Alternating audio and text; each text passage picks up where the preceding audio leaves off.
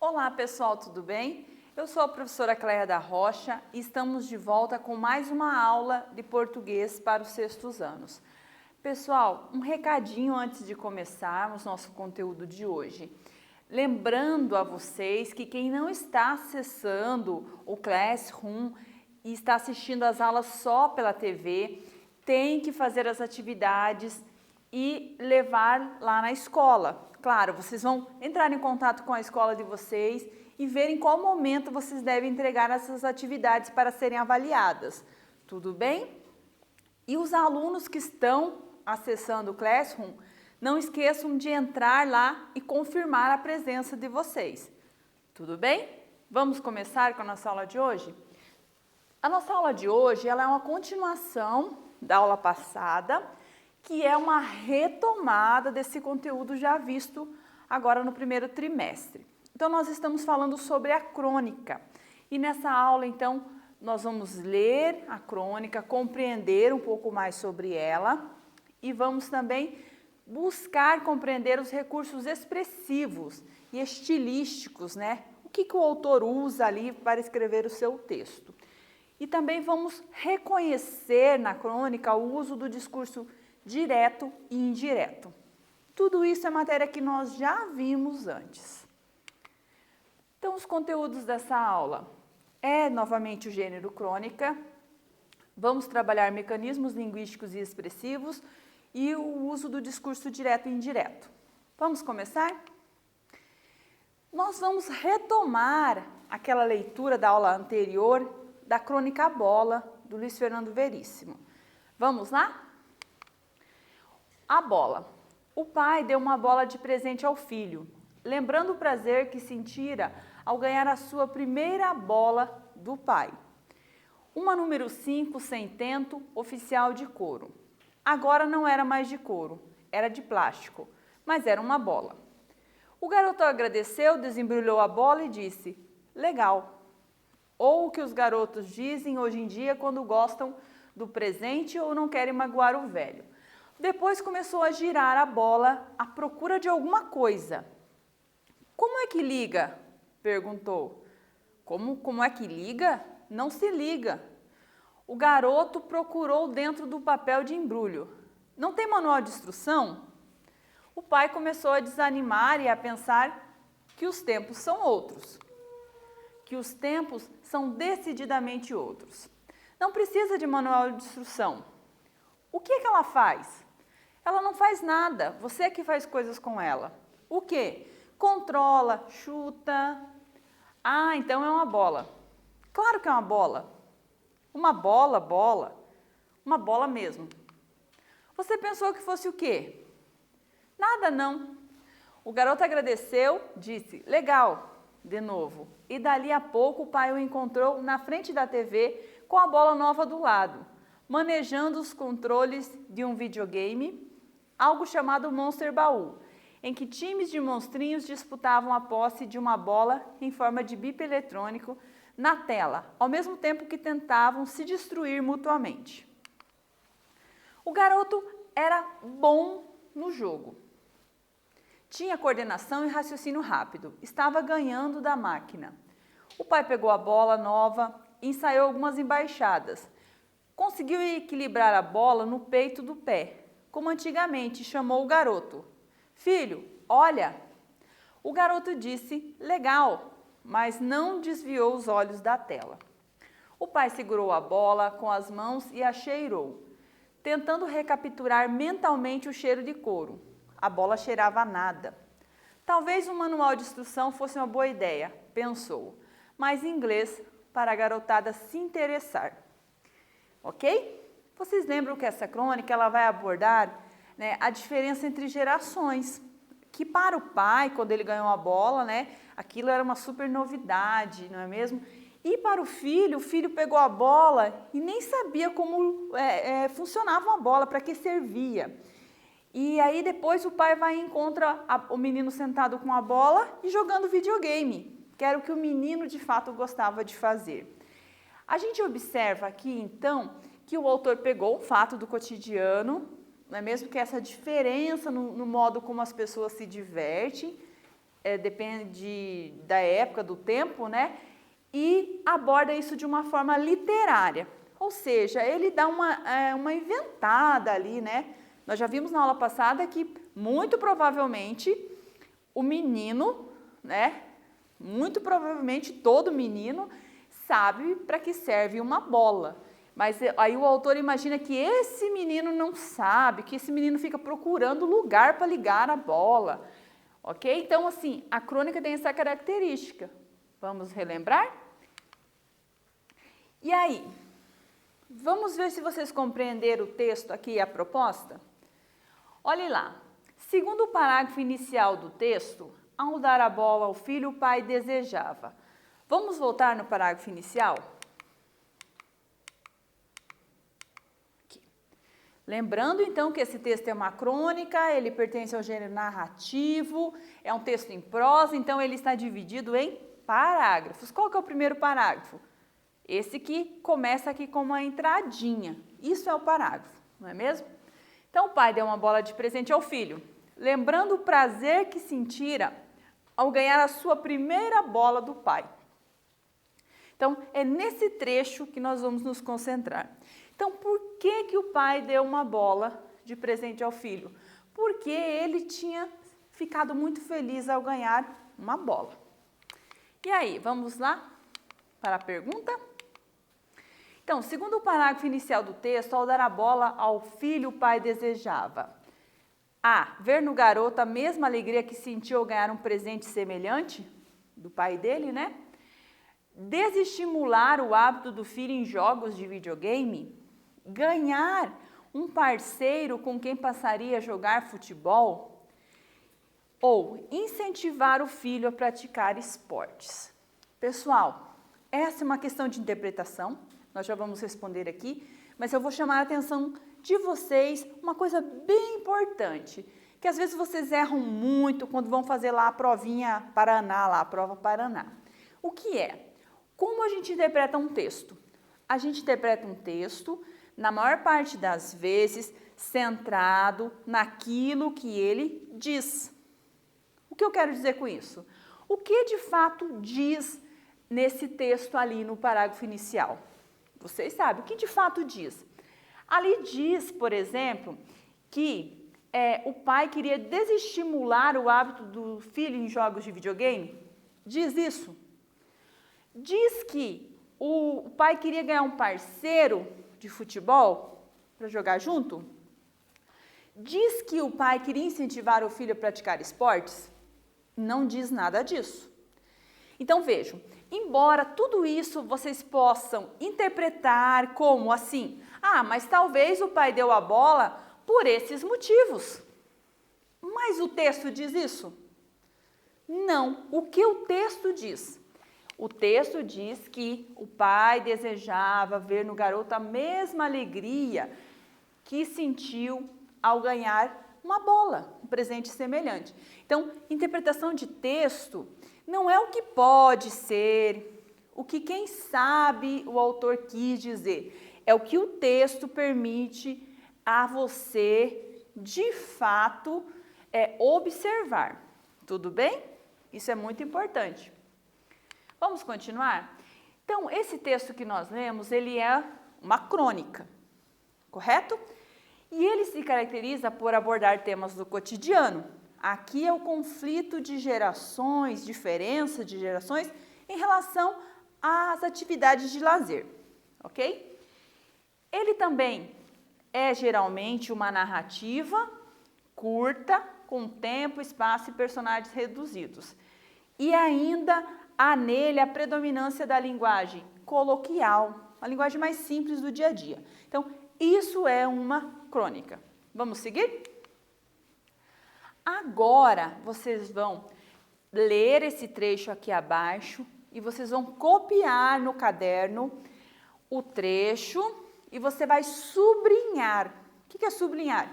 Você vai riscar embaixo, fazer um risco embaixo do texto, nas expressões que são marcas da linguagem informal e coloquial, tudo bem?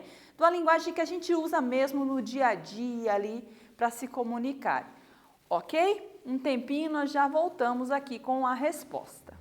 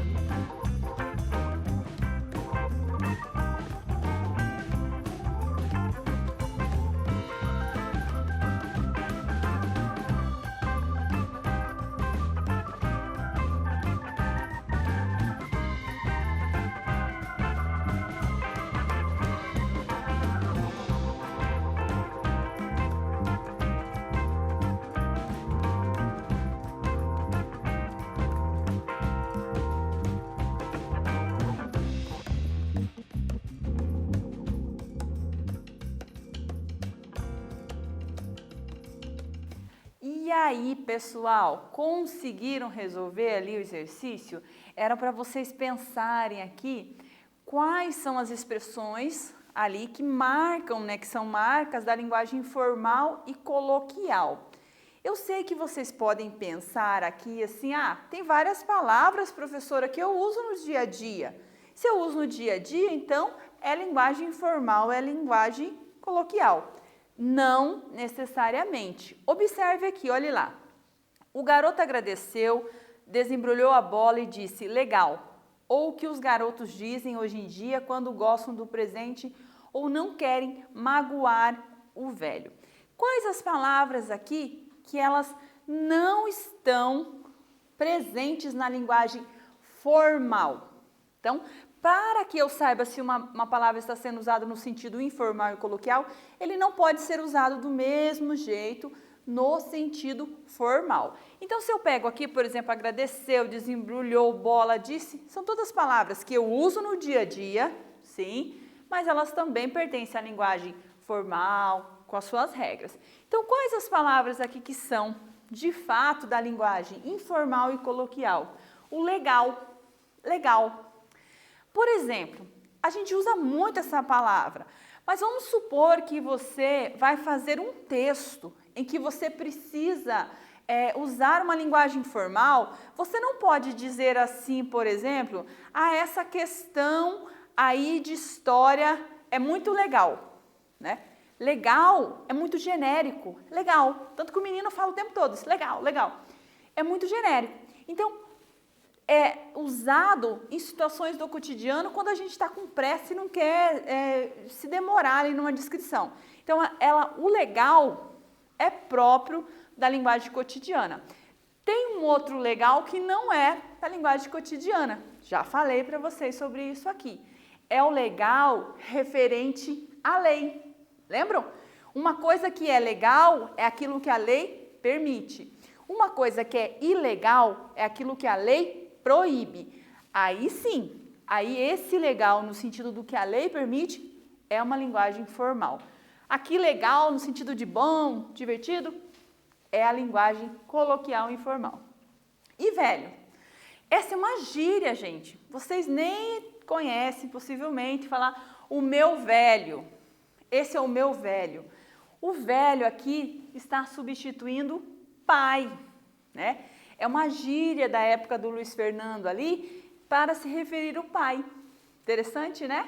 E tem pai que se você chamar de velho, ele vai ficar muito bravo, né? Porque ele não se considera que ele é o velho, né? Ok? Então, são essas duas palavras aqui. Vamos continuar?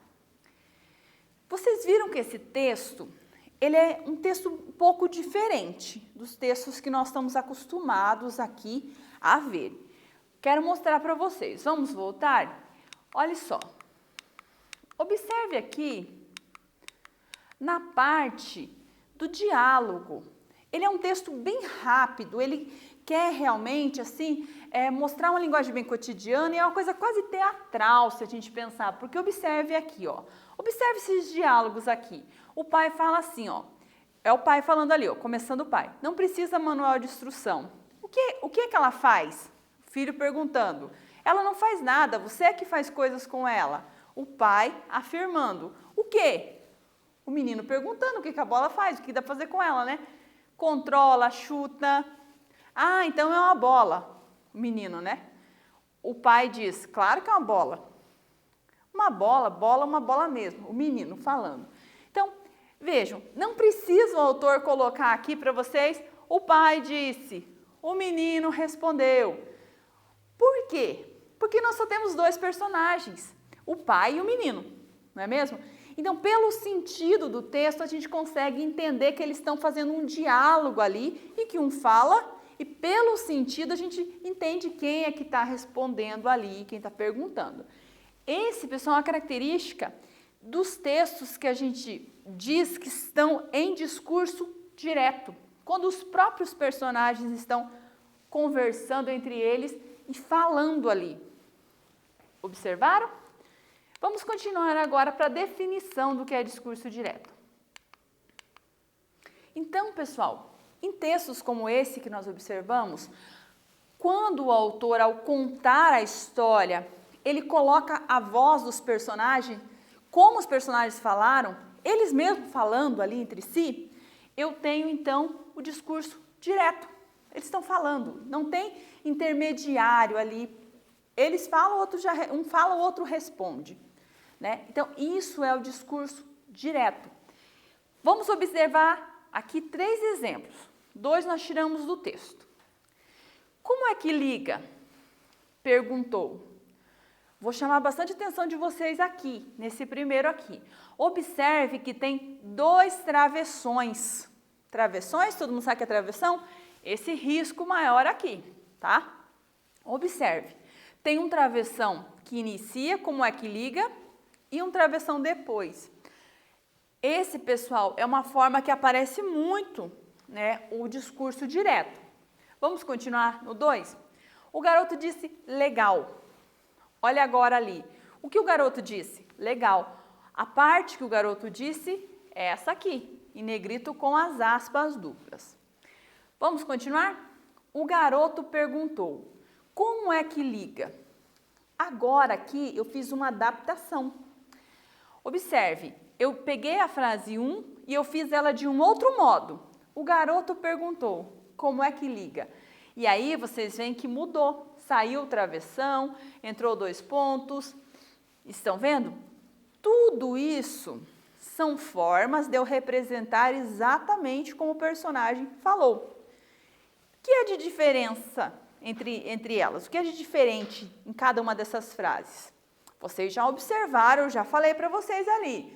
Uso do travessão, uso de aspas, travessão no final ou 2 pontos. Vamos ver uma por uma agora o que cada um tem? Olhe lá. Na frase, como é que liga? Perguntou. Eu tenho o travessão. É o travessão que marca a fala. Esse outro travessão indica o que a pessoa fez. Nem precisava. Olha lá, como é que liga? Não é uma pergunta? Mas o autor quis colocar, então esse perguntou é a voz do narrador ali, contando pra gente que o menino perguntou. E aí ele vem com esse travessão aqui. Poderia ser outra coisa? Sim, poderia ser, por exemplo, essa versão aqui. Poderia ser de outro modo, né? Estão vendo aqui a terceira? Lembram? Poderia ser também um hífen? Poderiam, um tracinho menor. Também pode ali, depois do perguntou.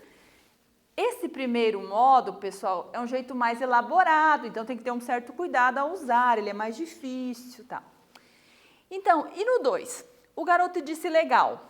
Nesse exemplo, as aspas foram utilizadas para marcar a fala do menino. Nesse caso, aspas duplas. Ó, 2 para começar, 2 para concluir. Aqui indica que é a voz dele. E no terceiro? Que é o que nós fizemos a partir do outro. O terceiro é o exemplo clássico do discurso direto. O garoto perguntou. Eu tenho aqui um verbo que indica o que o personagem vai fazer. Eu poderia ter colocado, o garoto disse, o garoto pensou. Então, a gente chama esses verbos de sende. Por quê? Porque são eles que vão dar alerta do que o personagem vai falar. De sende, o que ele vai dizer. Então, ali, ele disse o quê? Como é que liga? Observe. Então, nesse foi usado os 2 pontos aqui, que é bem importante, e também o travessão. Estão vendo? Então, ele também é uma marca do discurso direto. E aí, nós temos também, pessoal, em um texto, quando o narrador ele faz uma adaptação do que os personagens falam. O narrador, aquela voz que conta a história pra gente. Então, é por meio dessa voz que a gente fica sabendo o que o personagem pensou ou disse.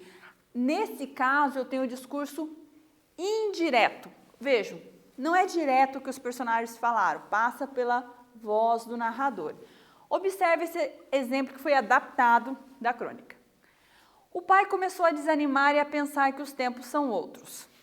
Ele disse que os tempos são decididamente outros. Tá? Aqui nós adaptamos o texto para ficar bem claro essa expressão para vocês. Ele disse que os tempos são decididamente outros. Vejam, aqui está o que o pai disse, mas passado pela voz do narrador. Então, tem o discurso indireto. Agora, você mostrando que aprendeu, você vai transformar esse discurso direto entre os personagens em um discurso indireto. E vamos lembrar que temos que prestar atenção no verbo que vai mudar, na pontuação, e temos que usar o que ali. Disse que, falou o que. Tudo bem? Vamos fazer e já voltamos?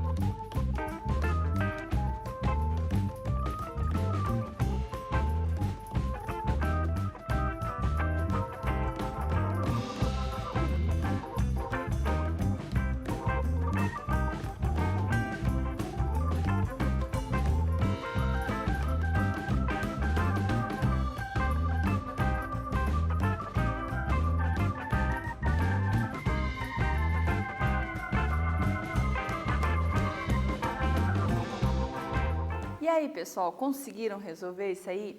Esse exercício nós já fizemos, não esse, obviamente, mas exercícios parecidos com esse nós já fizemos várias vezes aqui durante as aulas, né? Então, você precisa transformar do discurso direto para o indireto. Observe, então, a frase, não precisa manual de instrução, que o pai disse. Como que ficaria? O pai disse que não precisava de manual de instrução. Observe, pessoal, que o verbo mudou. Aqui está no presente. Aqui o verbo foi para o pretérito, para o passado, o pretérito imperfeito. Lembram lá? Então, o pai disse que não precisava de manual de instrução. E na frase do filho, o que é que ela faz? E o filho perguntou, o que é que a bola fazia? Vejam, mudou. Eu tenho, então, que mudar o verbo. O verbo estava no presente, foi lá para o pretérito imperfeito, lá para o passado. Por quê? Porque é o narrador que está contando aquilo que aconteceu lá atrás. Então, ele passa pela voz dele, é como se o presente virasse um passado. Tudo bem? Observe o disse que aqui, pessoal. E aqui observe o perguntou. Aqui não precisa perguntou o quê? Porque o perguntou é perguntar alguma coisa. Tá bom? Então, observe, sempre que a gente tiver o discurso indireto, eu tenho que ter essa estrutura aqui do que, ou pelo menos do verbo ali indicando o que a pessoa disse, tudo bem? Ou se ela falou, se ela pensou. Ficou claro para vocês? Vamos continuar? Agora, nós vamos falar sobre os sinais de pontuação. Nós temos falado muito sobre eles aqui, como eles causam transtorno no texto, como a falta deles também causa transtorno ao leitor e como a gente tem dificuldade realmente em usar os pontos. E aí a gente está aprendendo aos pouquinhos como vai sendo usado cada texto, né? Quando nós formos fazer o nosso texto, nós temos que nos preocupar também. E aí, hoje, então, a gente vai conhecer um pouco mais sobre os sinais de pontuação. Os sinais de pontuação, eles são recursos prosódicos. O que é isso? Eles indicam na escrita momento que você tem que parar, momento que você tem que finalizar uma frase, momento que você tem que fazer o tom de pergunta, momento que você tem que fazer o tom de susto, medo na fala. Então, são prosódicos porque indicam como você deve ler aquele trecho, mas também eles indicam como você deve entender o que os personagens quiseram dizer naquele momento. Então, ele confere ritmo, entonação e pausa. Relativa quando eu paro, quando eu aumento a voz, se eu leio devagar, eu leio mais rápido, a leitura. E eles indicam também limites sintáticos e unidades de sentido. O que é isso? Eles indicam se uma frase continua, se uma frase foi finalizada, tá? Isso é o limite sintático. E como que eu interpreto essa frase? Se ela é pergunta, se ela é exclamação, ok? Vamos lá? Agora, vocês vão observar esse trecho aqui. Quais os sinais de pontuação foram usados nesse trecho aqui embaixo? E qual a função deles? Vocês vão fazer e nós já voltamos aqui com as respostas.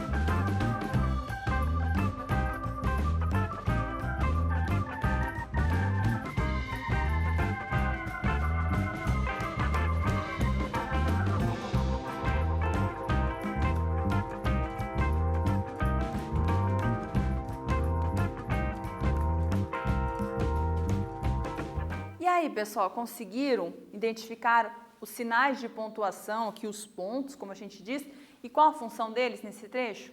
Então, vamos observar. Visualmente, olhem aqui, ó. Ela não faz nada, você é que faz as coisas com ela. O quê? Controla, chuta. Observe, vocês estão vendo que tipos de ponto aqui. Vamos seguir? Olha só, agora em vermelho, em cima, olha só em cima. Eu tenho os travessões, né? Então, o uso do travessão aqui.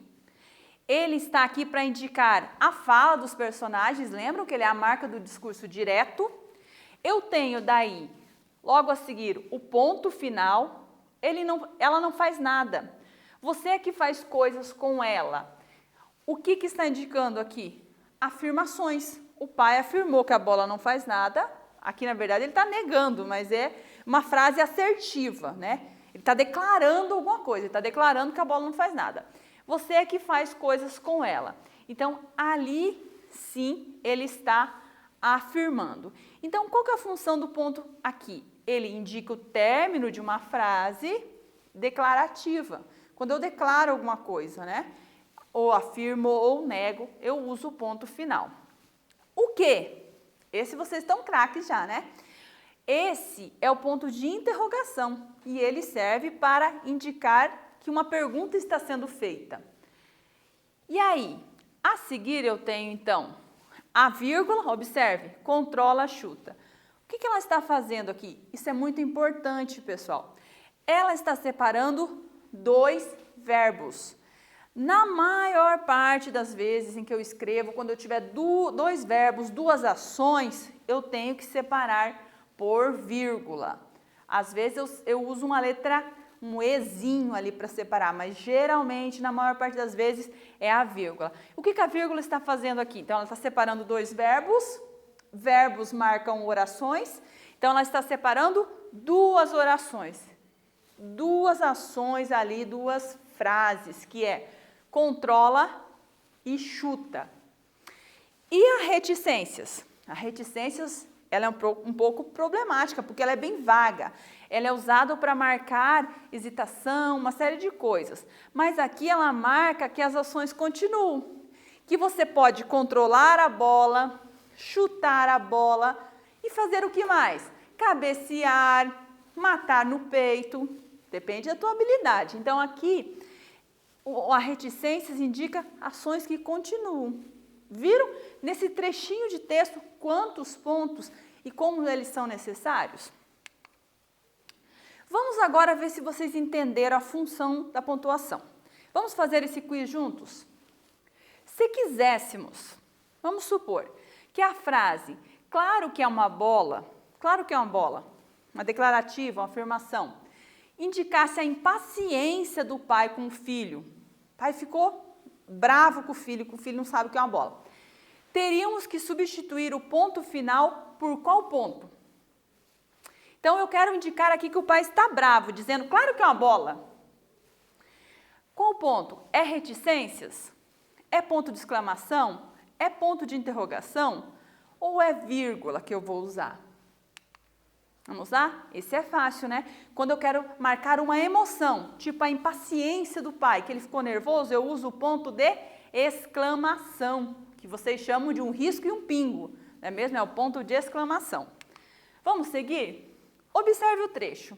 Ah, então é uma bola. Se substituíssemos o ponto final no período por um ponto de exclamação, para que serve exclamação? O sentido seria mantido? Olha o ponto de exclamação aqui. Resposta, possível. Sim, porque não há diferença entre o ponto final de interrogação. Não há diferença, será? Não, porque ao invés de uma afirmação, o menino estaria fazendo uma pergunta. Qual que é a correta? Vamos lá? Substituo ali, tiro o ponto final, coloco o ponto de interrogação, o que vai acontecer? Eu vou manter o sentido inicial? Não, porque ali eu tenho uma afirmação. Quando eu colocar o ponto de interrogação, eu vou ter uma pergunta. Então, ali, ó, vai ter uma mudança. O que vai ter a mudança? O sentido inicial vai ser mantido? Não, porque ao invés de uma afirmação, o menino estaria fazendo uma pergunta. Ok? A nossa dica de leitura aqui continua, é o livro Comédias para se ler na escola, do Luiz Fernando Veríssimo, de onde nós retiramos esse texto. Lá tem outros textos também muito interessantes, sobre o cotidiano das pessoas na escola, por isso o nome ali, e pegando essa coisa divertida. Então, nessa aula, nós continuamos nosso estudo sobre a crônica, retomamos o conceito, o que a crônica é, não é mesmo? E trabalhamos também os mecanismos linguísticos expressivos, principalmente a pontuação, nós focamos na pontuação. E também, pessoal, trabalhamos as marcas do discurso direto e indireto nesse tipo de texto. Espero que vocês tenham gostado da aula e até mais!